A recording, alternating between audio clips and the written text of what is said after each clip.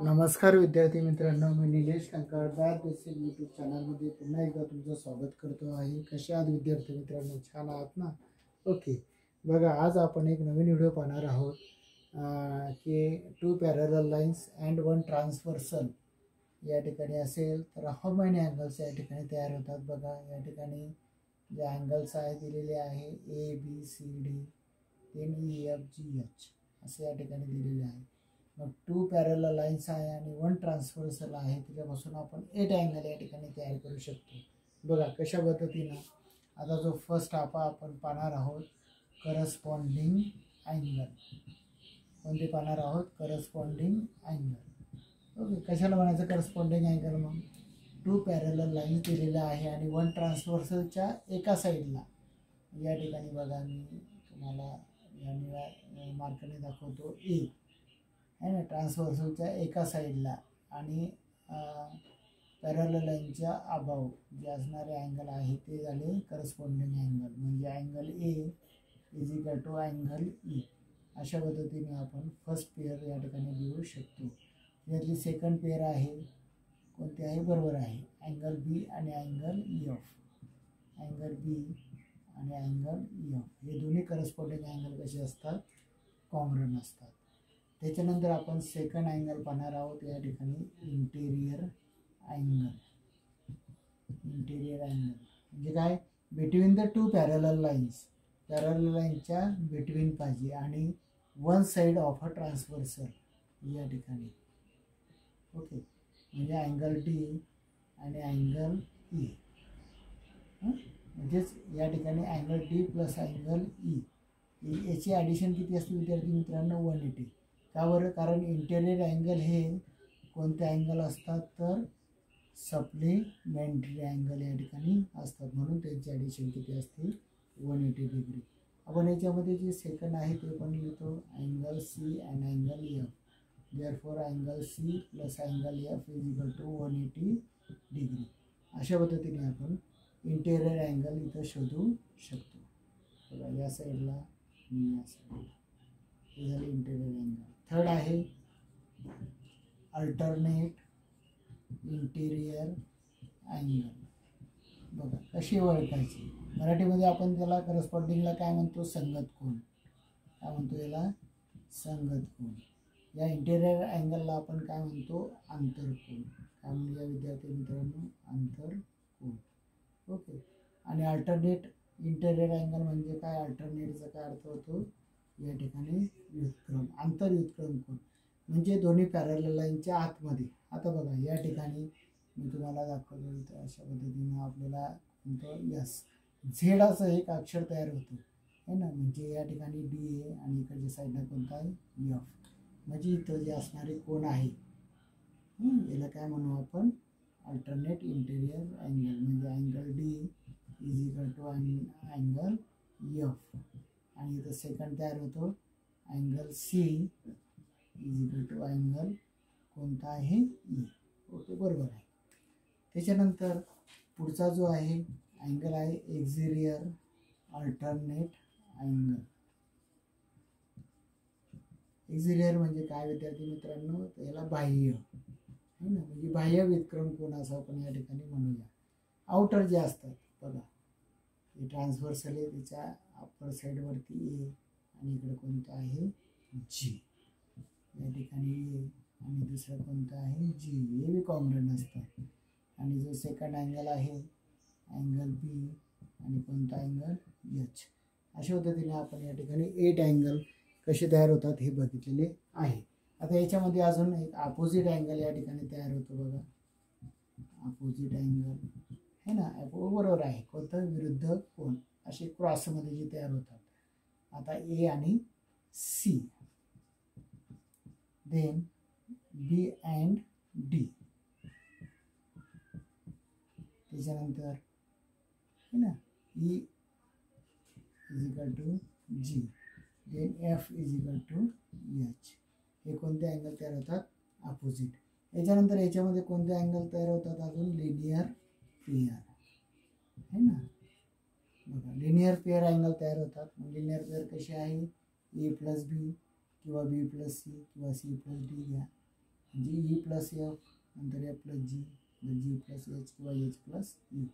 म्हणजे थोडक्यात असे जे अँगल तयार होतात अशा पद्धतीनं स्ट्रेट लाईन आणि त्याला एक रेज असतो. म्हणजे आपण या ठिकाणी एक्झाम्पल बघू. Angle A plus angle B is equal to किती येणार 180. अजून आपण लिहू शकतो angle F plus angle G is equal to 180. अजून आपण लिहू शकतो angle B plus angle C is equal to 180 किंवा angle D plus angle C is equal to 180. और आपण या ठिकाणी लिहू शकतो ए प्लस डी.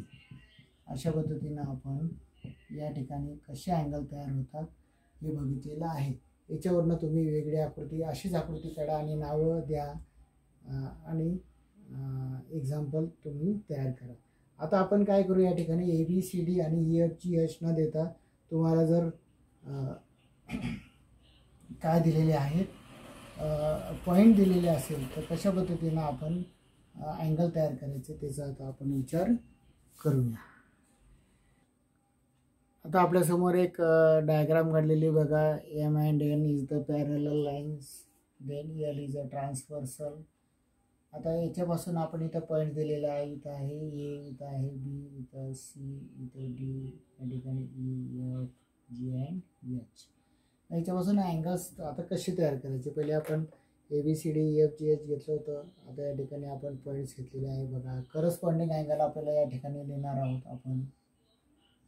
बघा या ठिकाणी खून तुम्हाला करून दाखवलेली आहे म्हणजे इझी जाईल लिहायला. आता हा जो एरो आहे म्हणजे आपण या ठिकाणी लिहिणार angle A B C. Angle A B C is equal to angle B E F, angle B E F. अशा पद्धतीनं आपण फर्स्ट या ठिकाणी करस्पॉन्डिंग अँगल लिहिलेला आहे. आता याच्यातला आपण सेकंड लिहू शकतो या ठिकाणी ए बी डी. कोणता angle A B D is equal to या ठिकाणी अँगल लिहिणार आहे बी ई जी. कोणता लिहिणार आहे बी ई जी. अशा पद्धतीनं आपण या ठिकाणी फर्स्ट करस्पॉन्डिंग अँगल कसं तयार करायचं बघितलेलं आहे. ओके, देन आपण सेकंड या ठिकाणी अँगल पाहणार आहोत इंटिरियर अँगल. इंटिरियर अँगल म्हणजे आपण त्याला काय म्हणू, अंतर कोन. कडेपेक्षा काय देते आपण आतमधले कोन या ठिकाणी. ओके है ना, पॅरलल लाईनच्या आतमधले. म्हणजे याला बी म्हणजे बीच्या ठिकाणी आणि सी बी ई असं आपण लिहू शकतो. Angle C B E plus angle B E F, B E F is equal to किती येणार 180 degree because it is a supplementary angle. या ठिकाणी इथं याला आपण है ना इंटिरियर आतमधली म्हणजे डी बी ई. अँगल काय करू आपण D B E plus B E G, B E G is किती येणार आपण 180 डिग्री. अशा पद्धतीनं आपण या ठिकाणी इंटिरियर अँगल बघितलेले आहे.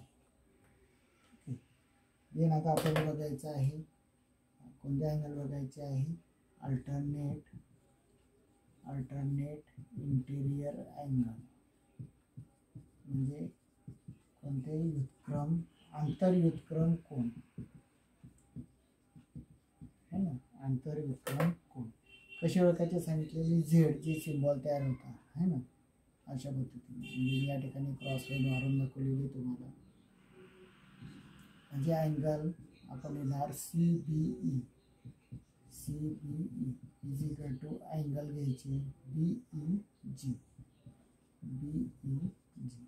अशा पद्धतीनं सेकंड आपण याच्यात लिहू शकतो अँगल कोणता राईट, इकडनं आणि इकडनं बघा ड्रॉप मारून दाखवलेलं आहे म्हणजे ई बी डी किंवा डी बी ई असं घ्या, डी बी ई. ओके, मग अँगल त्याला कोणता येईल कॉन्ग्रंट बी ई एफ. कोणताही विद्यार्थी मित्रांनो बी ई एफ. आता थर्ड आपल्याला याच्यामध्ये बघायचं आहे. देन नेक्स्ट इज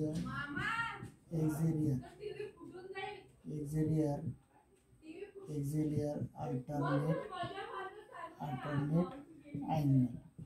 ओके, म्हणजे बाह्य व्युत्क्रम कोन. कोणते बाह्य व्युत्क्रम कोन आपल्याला बघायचे आहे, म्हणजे बाहेरील कोन. ओके, म्हणजे या साईडचे आणि या साईडचे. ओके, म्हणजे आपण या ठिकाणी लिहू angle ABC is equal to angle GEH. Then आपण या ठिकाणी इकडचा अँगल दाखवू शकतो अजून अशा पद्धतीनं, है ना. कोणता ABD, angle ABD is equal to angle FEH. अशा पद्धतीनं आपण लिहू शकतो. आता यानंतर आपल्याला अपोजिट अँगलही लिहिता येणार. बघा, अपोजिट अँगल म्हणजे मराठीमध्ये आपण याला काय म्हणूया, विरुद्ध कोन, है ना. क्रॉसमध्ये येणार अपोजिट. ओके, या ठिकाणी अशी, म्हणजे इथं आपण लिहू शकतो angle ABC is equal to angle DBE. मी तुम्हाला एक दाखवलं करून, दुसरा आपण या ठिकाणी तयार करूया. ABD angle ABD is equal to angle येणार CBE.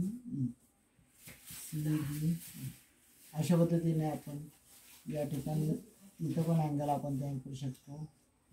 हा आणि हा, त्याला आपण कोणता अँगल म्हणूया, अपोजिट अँगल. ओके, देन आपल्याला गरज पडते अजून याच्यामध्ये जो शेवटचा अँगल मी तुम्हाला सांगितला होता, बरोबर आहे, कोणता आहे तो, लिनियर पेयर. बघूया आपण लिनियर पेयर कसा तयार करायचा. लिनियर पेयर म्हणजे काय, मराठीमध्ये रेषीय जोडीतील कोन. बघा, या ठिकाणी अशा पद्धतीने मी दाखवतो, म्हणजे angle ABC plus angle ABD is equal to किती येणार विद्यार्थी मित्रांनो, 180 डिग्री. किंवा आपण या ठिकाणी अशा पद्धतीने तयार करू शकतो, म्हणजे BEG plus angle GEH is equal to 180 degree.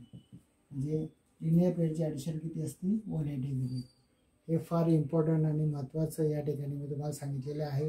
स्पर्धा परीक्षेमध्ये आपल्याला खूप कामं येणार, त्याच्यामुळे याला फार व्हॅल्यू आहे. तुम्ही लक्षात घ्या आणि याची स्टडी करा. Okay, thank you.